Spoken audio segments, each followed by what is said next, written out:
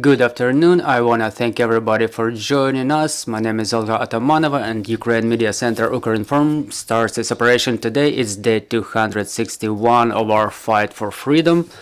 The situation on the front lines within last day changes dramatically.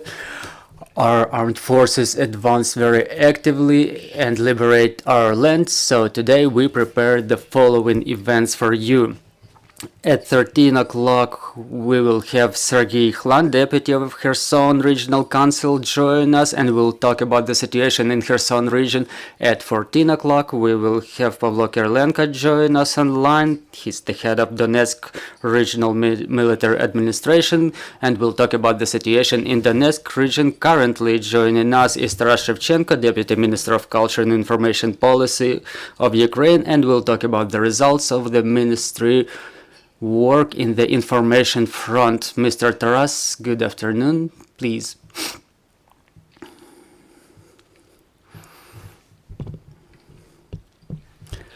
Thank you, good afternoon. First of all, I would like to congratulate everybody with liberation of the new villages and towns in Kherson region. I think that all the Ukrainians are currently striking very actively the situation with the advance of the Ukrainian armed forces and liberation of the Ukrainian lands.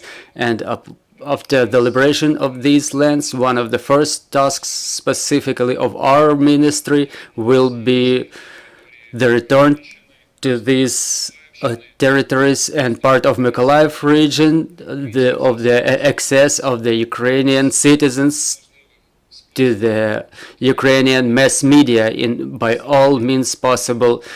In the same way as in previous month, the minister's priority was the provision of the information to the citizens of Ukraine who live in the liberated areas of the Kharkiv region and in part of Donetsk region and Lugansk region. And based on this experience, I think that we plan to act accordingly in the more or less the same manner. In view of the fact that usually during liberation there is a problem with the access to electric power and internet, the quickest mean of communication and information is the printed media. That's why we organized it in Kharkiv region. The issue of two editorials, Obry of Izumshina, which was issued first. We got involved our partners organizations, international organizations who supported this printed media issue to be re-established in the quickest manner possible. Even before the power went back on, people already had an opportunity to get the new information, the actual information, and the experience shows that the information vacuum that was existing for half a year, it meant that people in principle did not have any normal understanding of what was going on in the non-occupied areas in the capital during the time when those people were in occupation. And this is one of the top priority tasks, to work with the access of the citizens to information. In the same way they can come to authorities to ask about the way the power supply and water supply will be reestablished and all relevant questions they have after their towns and villages are being liberated by the Ukrainian armed forces. So the same plans will be implemented in the newly liberated areas of Kherson region. I mean the access of the citizens to the printed media. We understand how complicated the situation is at the moment with the power supply, not only in the liberated areas, but throughout the whole of Ukraine in general. So I think the government will do everything possible to reestablish the supply in the shortest manner possible, because when everything works to the full extent, when there is normal power supply, normal internet, we can reestablish the air, the translation through satellite antennas, the access to the state TV marathon, which, according to the questioning provided among the citizens, is one of the most important means of information they have access to. The Secretariat of Cabinet of Ministers and the Security Council prepares the new sanction package for the new Russians who are included in that list to a very big extent. In the same way, we're in a very active dialogue with the governments of other countries, with our partners, in order to have the sanctions among the Russian mass media to be applied to the fullest extent possible in the most of the countries possible. We find sometimes some white spots, and we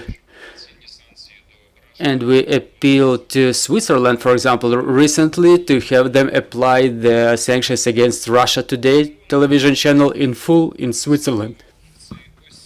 A very important area of the work, specifically during this fall and winter period, is European integration. And with regard to our tasks in the area of European integration is the adaptation by Ukrainian legislation of the audio and visual European media component. It's the legislation which was adopted on the 30th of August this year.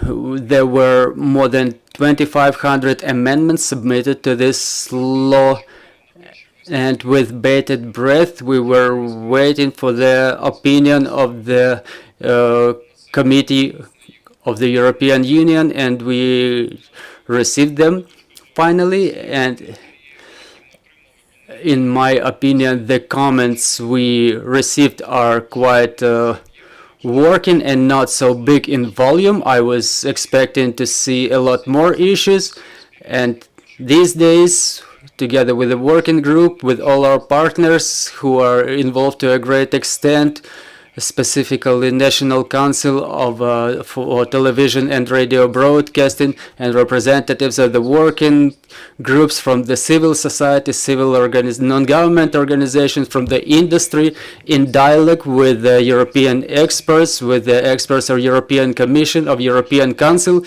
who provided their comments even before.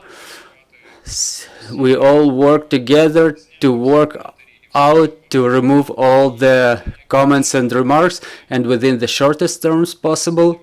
We hope that it will happen this year to adopt the media legislation.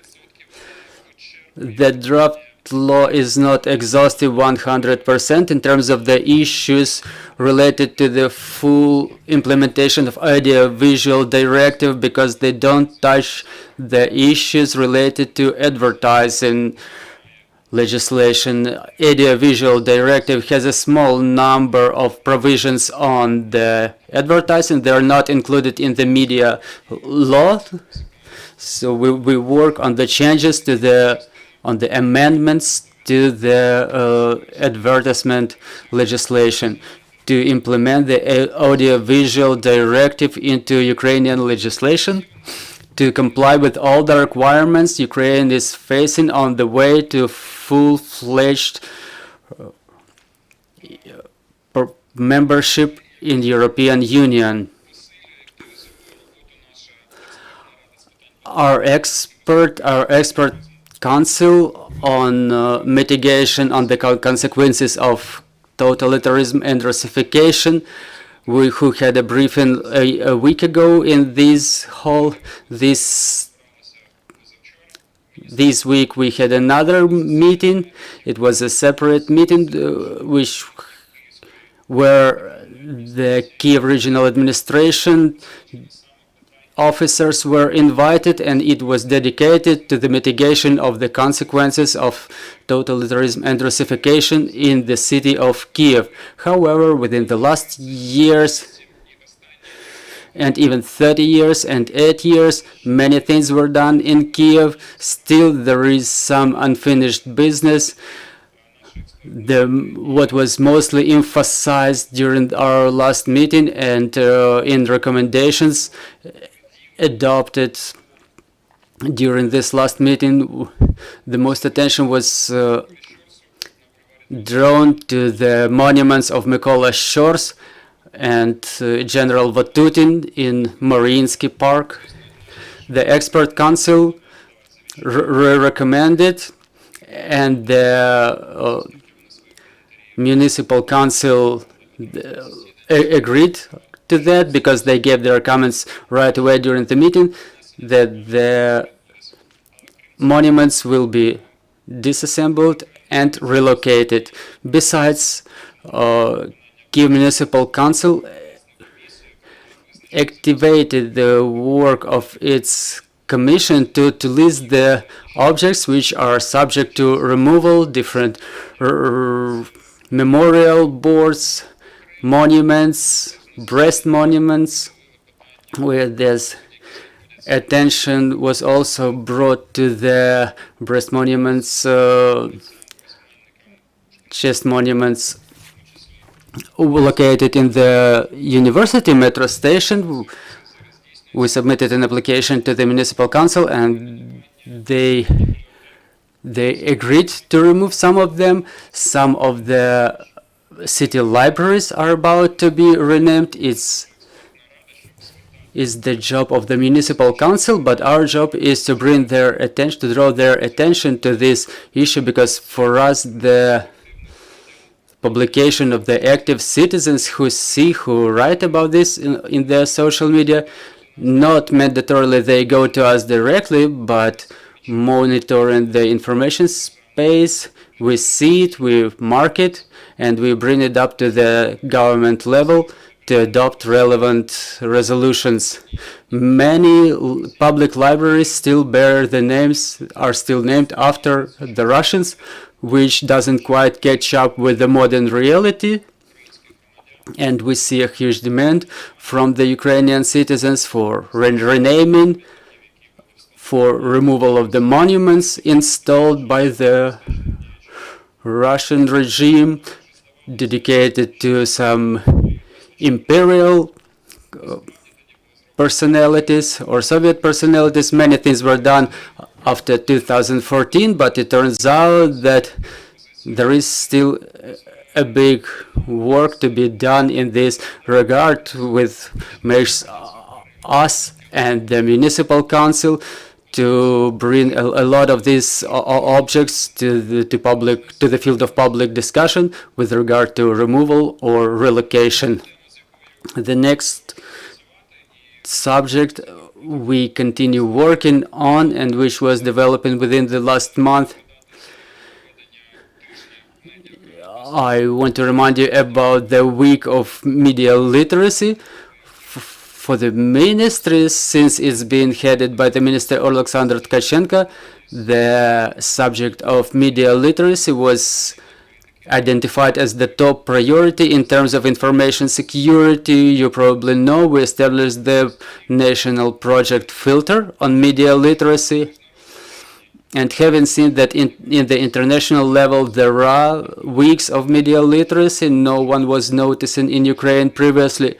Well, there were some minor attempts, but in fact almost nobody knew about them except for some very specialized people. Last year and this year, even more attention was drawn to the opportunity to draw people's attention during these specific dates. In particular, during this week, there was a test held, which was integrated into national TV marathon. So many Ukrainians found out about this test from the marathon, and more than 32,000 Ukrainian citizens started the test, and about 17,000 made it to the last question. And among those who gave the correct answers, we had some prizes awarded to them with the support of our partners from USAID, and with also the embassies of Sweden, support us in this project filter in terms of media literacy in general.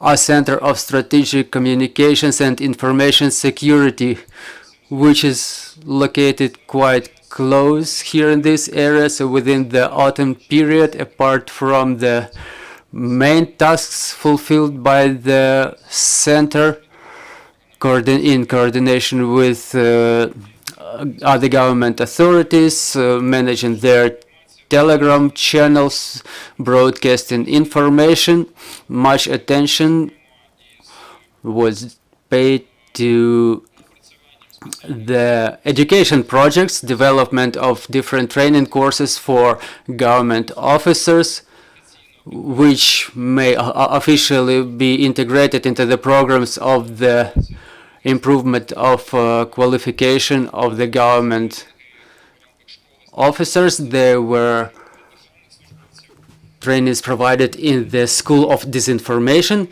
in cooperation with the partners from Swedish Embassy and Center for Democracy and the Rule of Law. And a few more words. Our TV channel Freedom has some skeptical attitude from some, but we think that the Russian-speaking channel is quite important, just along with the information that is broadcasted in Ukrainian and in English languages by the enterprises which submit to the ministry at that moment, because this Freedom TV channel works for Russian audience mostly. During World War II, Great Britain was working with the German language information when they tried to broadcast it to the enemy citizens. What we're trying to broadcast now to Russian Federation, I think it's successful, and I think it's correct, efficient, and quite relevant. And if there is also a need for English language information, of course, but the spread of the true information to the citizens of Russian Federation is one of the most important tasks for us, because it can, and I'm sure it does, influence the events on the front lines, bringing closer our victory, and helps deliver the truth about Ukraine in a language that is in which many citizens consume the information. And in these conditions, when Russian Federation invests huge budget into broadcasting their propaganda media, it's very difficult to find the information, the faithful information about Ukraine among all those fakes spreaded by Russia. And the general total figures, I will remind you, the Freedom TV channel started its broadcasting in March, and up to today it has more than 4 billion views. For example, as per Google Analytics, the audience from Russia is 53%. I mean, the audience of this Freedom TV channel, and the other large fraction is from Kazakhstan. So I have to remark that Russian news in foreign languages were broadcasted all the time, even during years 14-19, and the then government was talking about this as of something that was needed to be done, and now their position somehow changed dramatically. I think that even what is being done by Ukraine in these terms is very important. I was working with different type of expertise on the TV channel UTR back then, and many critical remarks were coming in regard that the broadcasting is conducted in a number of languages in the same channel, and I think that broadcasting in a non-state language is still something that has to be done. It's the strongest now and is the best now comparing to what we had before. We still have a space to develop, and I'm thankful that even the private TV channels are involved in production, and I know that it improves the quality of the product, creating healthy competition, and it helps us achieve our results. Mr. Taras, let's start with the questions of the mitigation of the consequences of Russification and totalitarianism. We've really seen within the last week, or maybe a few last weeks, certain movements in that direction. We see that the work is being done. As to the monuments, for example, like to Katerina, which was most widely discussed in the society, we see that there are some movements there, but did you make it, I mean, as the expert council who works with the ministry to communicate with the local authorities, and will there be any movements with regard of that monuments? Judging by the news we see within the last week, there are some movements, because already the inhabitants of the city, they voted in their majority to have the monument removed, and the municipal authority reported on their plans as well. The expert council considered this issue about Odessa during one of the first meetings, and Alexander Tkachenko personally communicated with the municipal authorities as to the destiny of that monument. So these discussions added up and they transform into certain actions. The expert council had a dialogue with such a city as Poltava, and I would like to expect some movements in Poltava as well. I mean, in terms of those imperial monuments like Peter I, the Battle of Poltava, that I hope there will be positive movements as well. Another question, as to the occupied territories, specifically in Kherson region, probably yesterday there was information that the occupants, when they were withdrawing, they destroyed the TV tower. And are we ready for this? And where are we going to take money for the quick renewal? Are we going to have our international partners involved, or will it be funded by the state budget? Well, the first task is to gain full control over the territory, to assess the situation, and then to talk about some specific plans, because it's contingency plans. Now we only have the news from the telegram. We have to take control, and we have to provide power supply in the territories. In any case, after we get some specific information, some faithful information, we will consider different options for broadcasting to cover the Kherson region and the city of Kherson with the TV signal. And everybody understands that if this temporary line will go along the bank of Dnieper, everything that will be close to Dnieper will be under threat of strikes, threat of bombardment, and it might complicate the construction works at the objects that may be shelled. But the first thing is to gain the full control over the territory, to assess the losses, the costs, and the cost of renewal. As to the Freedom Channel, there were a lot of discussions, not only in expert crowds, but in civil society as well, and regarding the fact that our officials speak Russian there, and their statements are not being translated into Russian, and also the speeches by the Russian experts, not even in Freedom Channel, but in our TV Marathon. How is it relevant?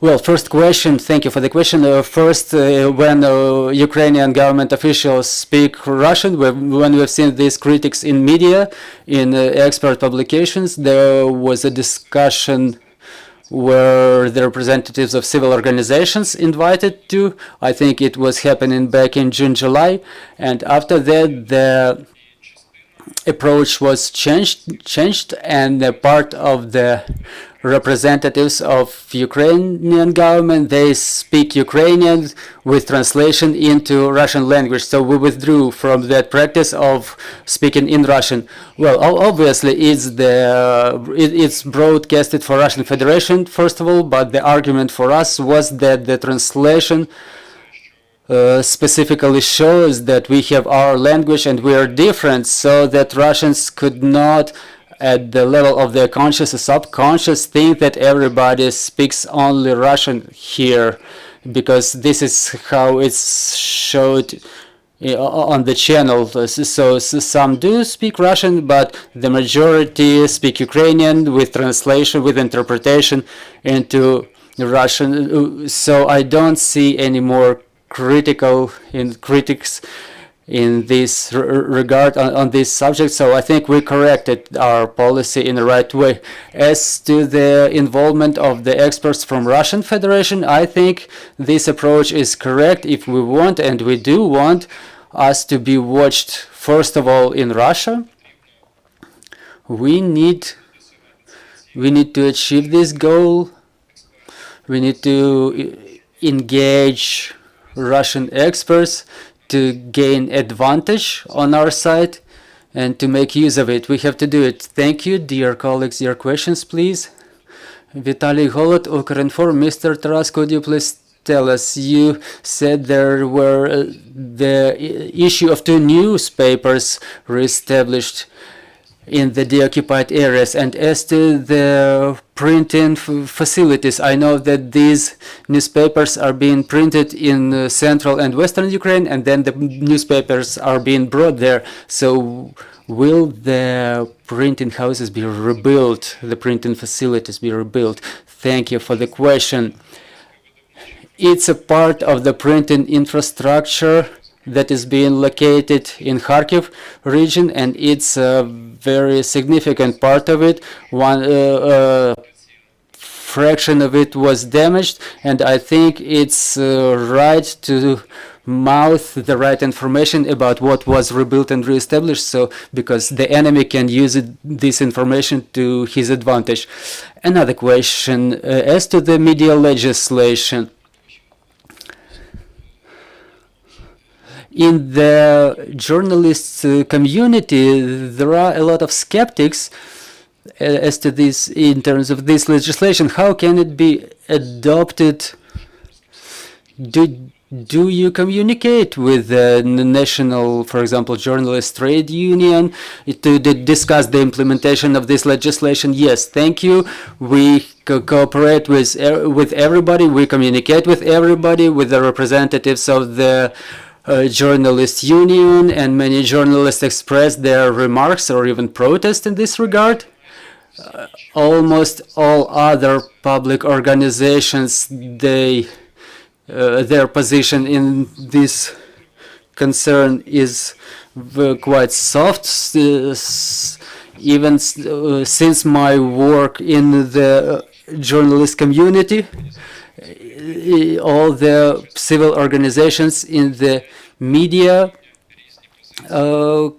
crowds, there are always some protest, there is some antagonism, even in the issues which seem to be quite in which we should see some solidarity. For example, about beating journalists, there are still people who have very contrary positions, and different positions in media community are not surprising to me. But yes, we are open to communication with everybody, with the journalist community, and we had a separate discussion with them about the legislation.